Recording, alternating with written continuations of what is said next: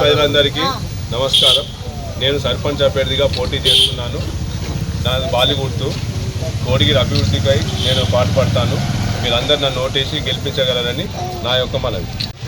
ఈరోజు కోటగిరి మండల కేంద్రంలో సర్పంచ్ అభ్యర్థిగా బర్లమాద గారు ప్రచారం చేయడం జరుగుతుంది.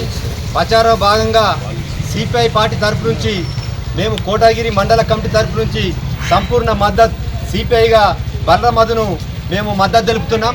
బలరామధుని మద్దతుగా మేము మద్దతు తెలుపుతున్నాం. మా కార్యకర్తలు కానీ మా నాయకులు కానీ సిపిఐ ఏఐటీసీ నాయకులు కానీ లేబర్లు కానీ కార్మిక వర్గం కానీ మొత్తం బలరామధుని మెజారిటీతో గెలిపించాలని చెప్పేసి మేము కోరుతున్నాం.